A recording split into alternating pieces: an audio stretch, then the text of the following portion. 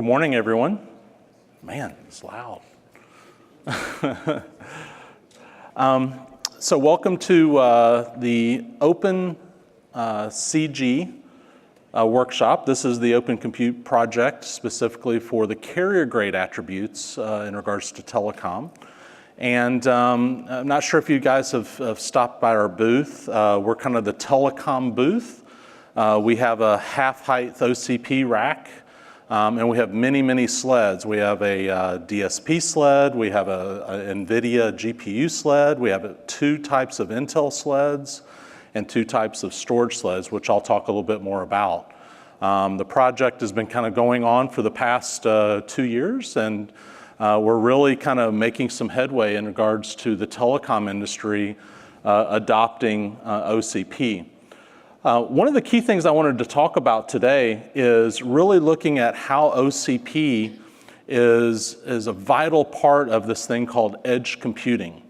Edge computing seems to be the new industry term in regards to new types of computing for appliances and remote data centers not being in the cloud. So if you guys remember, I'm an old telecom guy, I've been doing this for about 38 years, and if you guys remember the new phones coming out, really the mobile industry and the telecom industry, it was all about this. It was all about talking on the phone. And the technology was wonderful. You look at the picture, you got a guy at the telephone booth, and he's just walking around with his new, remember those bricks, those old Motorola bricks? Well, think about it today. How many people are sitting on a train and you look around and everyone's face down? So instead of the whole technology being revolved around talking, it's now around data. It's around texting. It's around applications. We can't even get our teenagers. I got two that won't even ever look up. They're so engrossed with their phones and the technology with the phones. It's pretty awesome. So the technology over the past 20 years are starting to evolve from more of a voice type of environment from a data type of environment. And the phones are becoming so sophisticated, they're becoming a one-stop shop for everything. Here's a great picture. I love this picture where everyone is experiencing a parade. And this lady down here is just enjoying the experience. But these phones, you can have cameras. You can also do navigation systems, augmented reality, where I can hold my phone up and look around the city street to find a coffee shop, or now even dating and these type of applications are becoming more realistic. And navigation systems, and then you're starting to see these navigation systems moving more into cars, autonomous vehicles, buses. So really, how far we've come has been tremendous over the past 20 years in the telecom industry. So what's in store for us moving forward? Starting this year, you're starting to hear more and more about this thing called 5G. So, Tom, we've all been, waving the flags around the technologies of 5G environments. And really, if you think of our data plans today, our consumer plans within the LTE or 4G world, our speeds are pretty good. I can actually, watch videos. I can look at certain things. I can download apps pretty quickly. But in the 5G space, you're talking about a lot larger bandwidths of data pipes that are actually occurring, not just in the backhaul, but also at the tower itself. You're going to see more and more types of devices. You're going to see things like autonomous cars, more smart city, more things that are not connected today that will be connected in the future. Latency is so critical, especially when you're looking at applications that you have to have almost 0% latency within that network. And as networks are built out, by the way, you have a lot of different, what I call speed bumps in that network. You have security consoles, you have deep packet inspection that's doing load balancing and traffic management, inspecting of packets. All of these things that are going down the pipe are delaying those attributes. So within the 5G space, latency is so important, and I'll talk more about that. low cost, data rates, now we're averaging, somewhere between 10 to 20 meg download speeds. Now we're going to be looking at gig type data speeds. And from an operator perspective, this is all great stuff because, to get these type of speeds, I have to be an internet provider or a cable provider. Now I can do all this via wireless technology. So think about where we are today and where we're going tomorrow, which is really kind of the baseline for more services that the operators are providing. Those services use a lot of stuff, a lot of bandwidth. A lot of these services need bigger pipes to be able to manage. And a lot of these items also need low latency, things like public safety, things like remote surgery or home healthcare, vehicle to pedestrian, vehicle to vehicle, industrial automation. A lot of these assets really need three key things. I need more, connect the unconnected. I need total larger pipes, and I need more and more low latency devices. And I'm going to use the mobile network to do that. So some other good use cases are things like mobile broadband, connected vehicles, multimedia. Video in itself is just eating up and gobbling up so much space within the network that we really need these good pipes.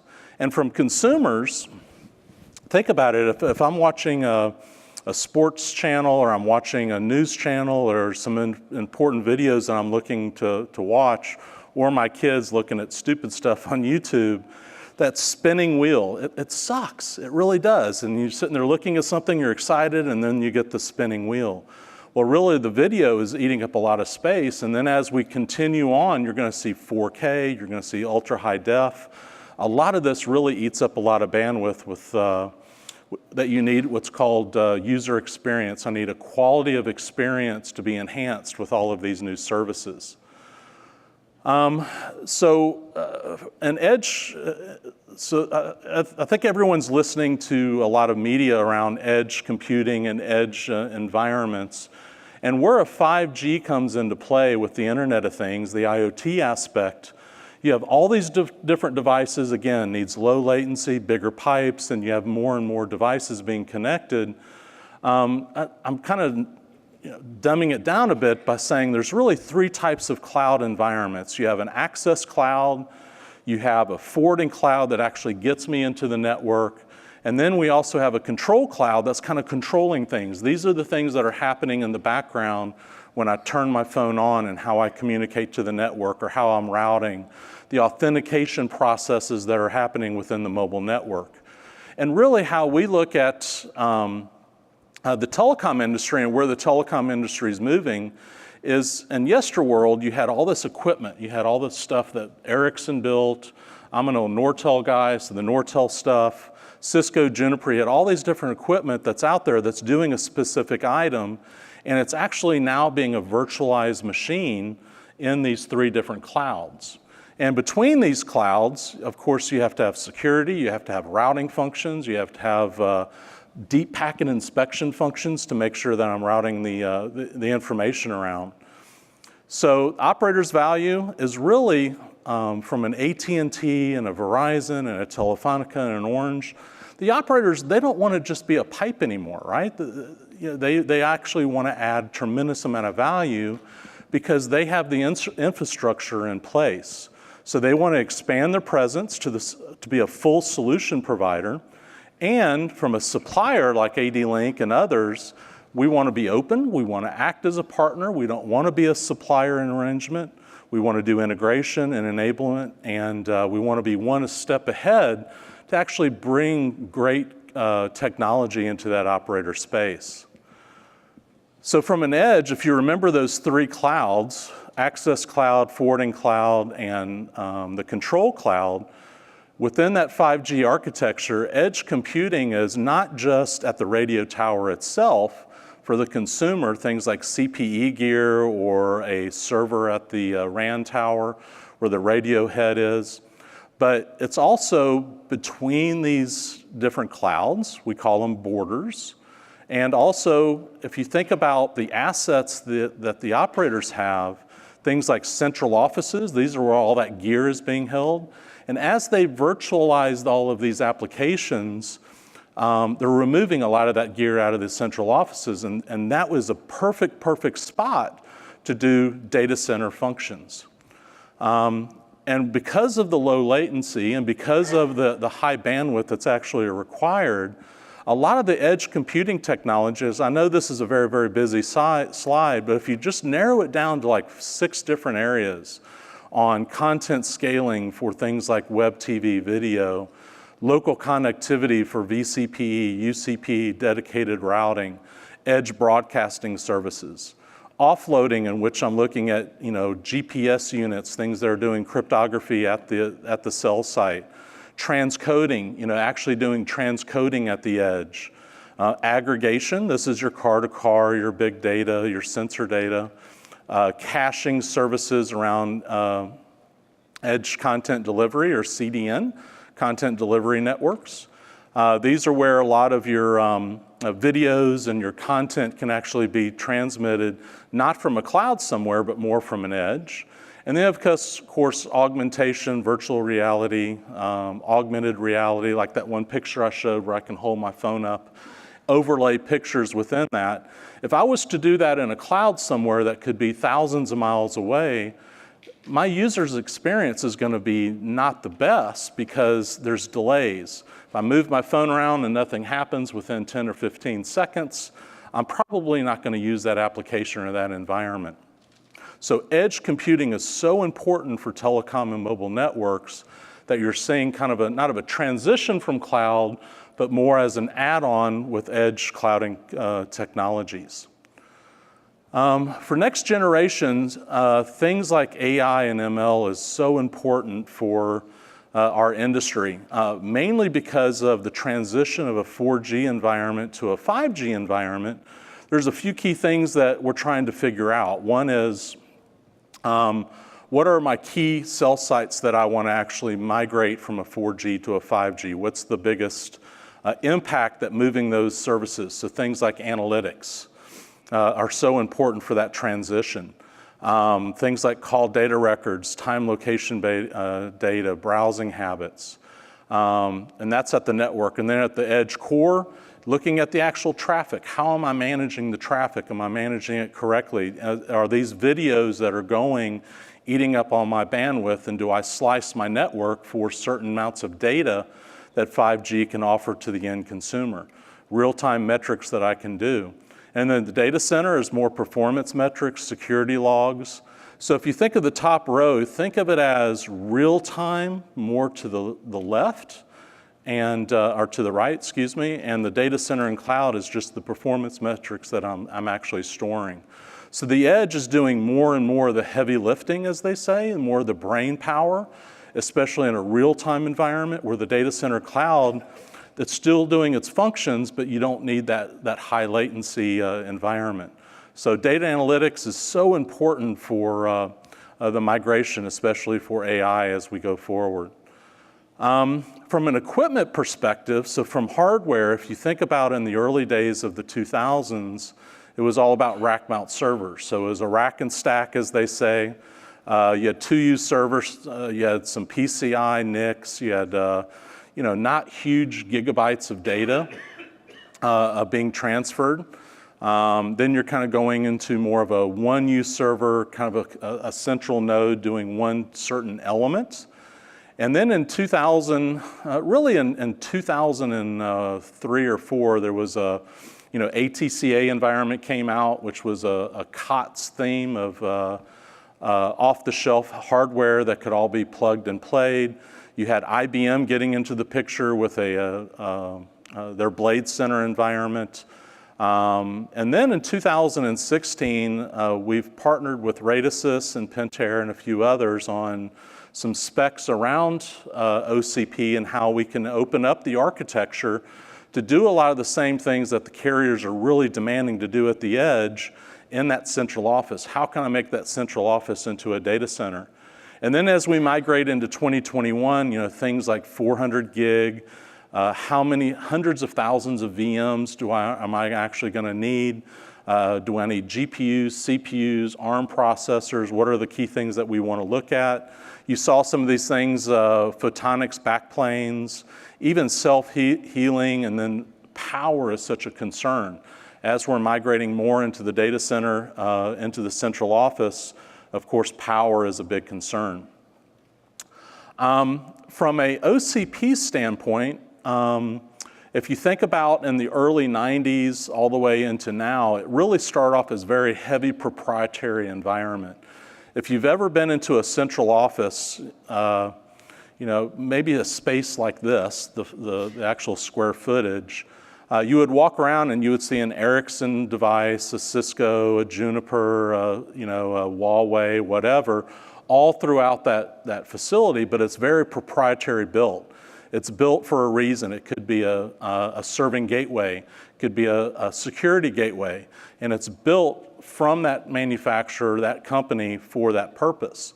And if you think about it in the carrier environment, you have long life cycles. So this piece of gear may have to last 10, 15 years. And with that, I'm pretty much strapped to that vendor because of the hardware replacement, the software upgrades, everything that's around. So as we're migrating into today, we went through this big hump called ATCA. And ATCA was a technology that was developed by PICMIG that enabled multiple suppliers like ADLINK and Radisys and Advantech, and the list goes on, to be able to plug and play certain appliance cards like a CPU or a GPU or a DSP or a MIPS-based processor into a common chassis that all works the same for everyone. That saves the telcos money, that saves the environment from a proprietary build of throwaway boxes, and it kind of created a more off-the-shelf environment for the operators. And then in 2016, we developed a spec in partnership with Radisys on how do we look at OCP form factors. So the successes that you've seen with Facebook, Google, and some of the other companies that have adopted OCP, OCP is taking some of the rudimentary aspects of ATCA and have enhanced it into a data center environment. So how do I take out my old systems, kind of built for a central office? The power's different than a data center. The size, shape of the frames are different from a data center. Things like earthquake protection, NEBs, things that have to be more rugged in that carrier data center has to be attributed into an OCP frame. So if I wheeled in a Facebook type OCP frame into the data and central office, it wouldn't withstand some of those key controls that's in place. So we've actually built a spec. It was approved in 2016 and additional specs in 2017 that enables an entire frame of compute, storage, GPU, ARM-based processors within an OCP form factor. Physically, if you think of the Facebook version of OCP, 21-inch, now we're going to a 19-inch. It goes up to 42U. The PDUs, the actual power itself, can do AC or DC power, and certain attributes of that DC power are specific to central offices. The cabinet depth, if you ever walk into a central office, the aisles are fairly narrow, and a lot of your access is through the back versus the front as normal data centers go. Also, you don't have raised floor environments. Usually these central offices are concrete or normal flooring with all overhead. So, and with overhead racks and overhead things, you still have RFI, you still have a lot of specifications that we have to meet. So we took all that in consideration, working with the operators, and really kind of built this product in which it meets a lot of those normal needs of the central offices. And again, that central office is critical, if you remember in the 5G world, for that edge. It's used as my border control point. It's used for my customer access. It's used as my lead-in from the internet as well, from the outside world. Perfect space to do low latency applications, higher bandwidth applications, and secure-based applications. And if you ever come to our booth, you'll notice that within the frame itself, the cool part about this product is it's all pre-cabled, pre-wired. The top of rack switches could be anyone, but we actually have 3, 2 management, 1 ingress, outgress. And all the fiber channels are already pre-wired. And the other cool thing about this, meeting some of the demands of the operators, is that hot swappable. Having the ability to pull out a sled and pop one back in, recognizing what that sled is, what the capabilities of that sled is, and have it automatically come up with some of the key management attributes. So if you ever come by our booth and look at it, you'll see how everything's nicely fanned out. And then when it's shipped, it's actually in a total big crate. You lay the door down, the door is used as a ramp, and you just wheel it right out.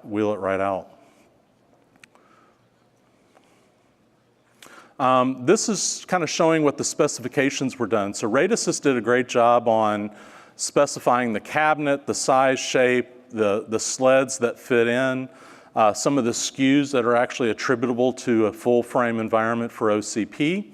ADLINK, we actually define what's in those sleds, not from this has to be an Intel, that has to be an ARM, it has to be this, but we actually define zones that talk about environmentals. It talks about the NIC, the actual network interface that goes back to your top of rack, and it also talks about the compute portion or the GPU portion in the front.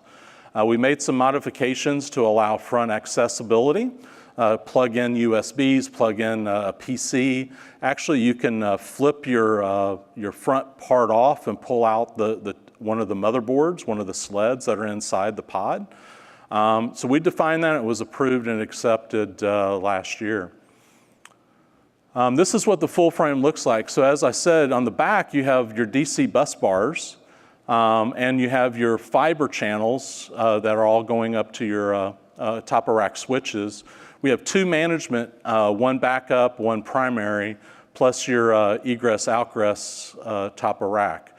And again, with the sleds themselves, if you come to our booth, I can show you the connectors on the back. There's Molex blind mate connectors that actually come in contact with one another versus having to plug and play fiber cables throughout the entire system.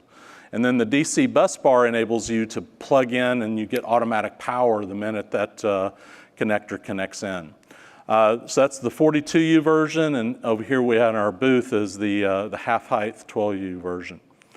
I won't go into a lot of detail, but as I was talking about in the zones of the sleds themselves, you have zone 1, environmentals, zone 2 being kind of the fan aspect, push-pull. How many fans do we want to use? Zone 4 and 5 is really the NIC and the CPU portion. And what we've done is we've actually provided pinout configurations that any of these zones could be through different manufacturers. Again, we're a huge believer in open architecture, that I could have an Intel sled built by, let's say, an ADLINK. The NIC could be built by Marvell. It has a hardware accelerator in it. The storage blade itself could be built by JBill or Pentair or whomever, right? But all these pinout configurations are great because I can plug and play based on what my need is, and these sleds can actually become an appliance-based sled specific for security, deep packet inspection, AI analytics, and whatnot.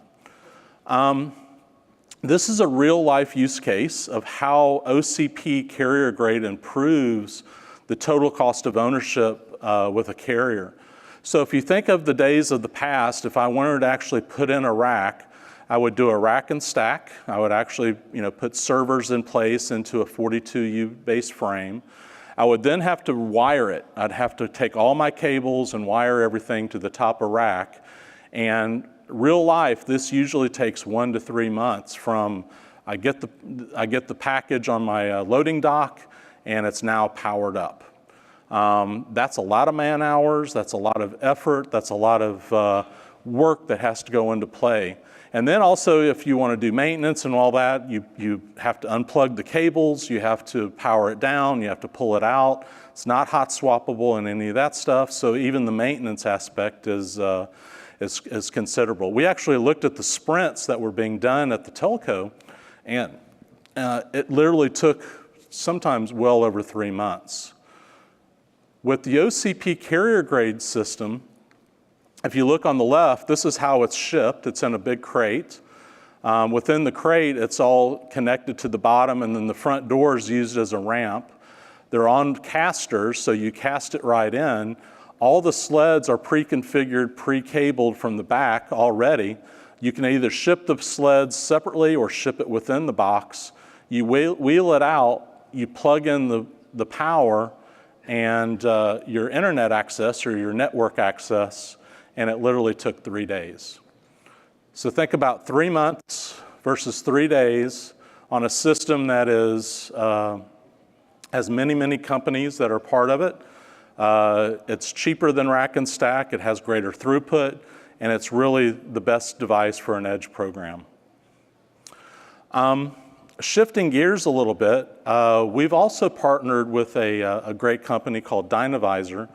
And what Dynavisor is doing is, so if you think of the OCP form factor and you think of the appliances that are putting at the edge, it's all about throughput and speed and storage.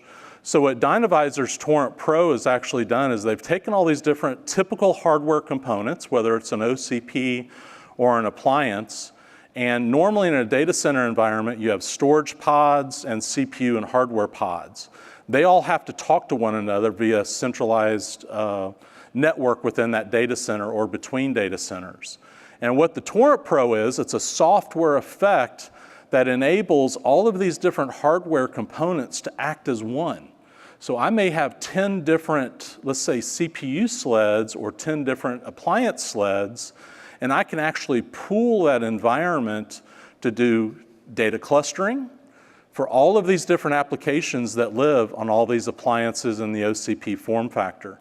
I can also pool my storage, which will reduce my storage almost in half to the effect of what it is today using the data center network. It's high availability. We have ways to, if one system goes down, we have the ability to go to another system, whether in that data center or geolocated in a different environment. We have a distributed file system. It's high availability, especially with the OCP form factor and the plug and play services that it has. We do compression, encryption, and we can speed up a lot of these apps up to 10 times. And it's an amazing software program that I think really enhances a lot of our OCP and appliance form factors as well.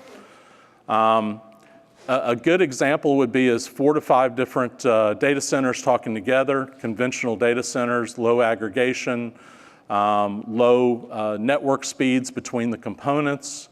You can actually take the conventional data center and make it into an HCI, a hyperconverged data center. And the reason I'm showing this is it's so important at the edge because of the low latency and the amount of storage. If you think of analytical data, all that data has to be stored somewhere, and storage is not cheap. So using this type of technology really enables us to be able to lower the form factor, lower the cost of devices using a software program.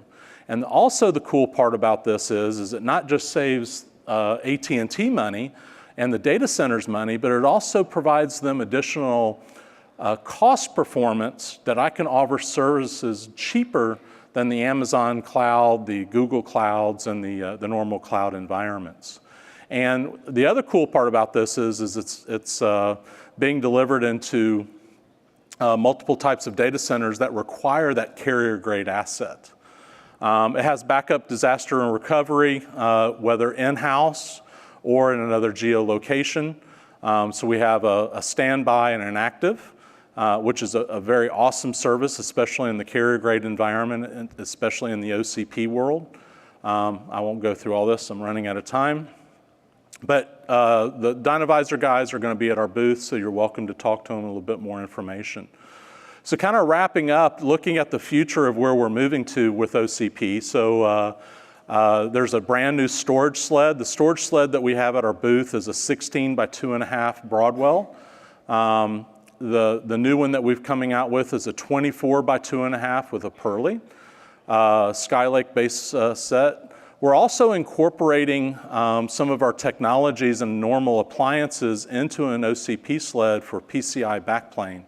And that enables a special purpose sled that could be specific for something, whether it's an AI sled with NVIDIA GPUs or an Intel-based sled that's using a hardware accelerator for DPI, all within that sled using our specs. We're also looking at our NIC cards that we build are between 10 gig all the way up to 100 gig. We haven't seen any major drives for 100 gig, but as we see the edge being moved more out, we see that card being used more and more. As we're working closer with the telcos as well, the FPGA is a very important asset. So we're working with our FPGA silicon providers to provide more and more customization of the silicon within an OCP environment. We're also introducing GPGPU. Actually, we have a sled today that can do NVIDIA-based all the way up to the Tesla V100 model. And we're also very heavily involved in cross-pollination between all these open architectures with OCP, TIP, ONF, and the list goes on and on and on in regards to how all these containers are being built and the virtual network functions that are being built within our open rack. So overall, 5G is really kind of driving that edge computing technology. It provides low latency, high density, and that evolution of the central office to really become a true data center using OCP-based technology. We're a true believer in collaboration and open architectures. Proprietary built gear is the thing of the past. Open architectures are the thing of the future, and it really does provide a great ecosystem for our customers. And we're dedicated to the Open Compute project, specifically in the telecom and the rack space. It's content rich, and we're adding a lot more systems to our OCP. And then extreme computing, of course, with Dynavisor, taking an already solid product and even making it and enhancing it more to save the total cost of ownership and storage costs across the board. All right, well, thank you. And if you have any questions, come see me, and I'll be in the hallway.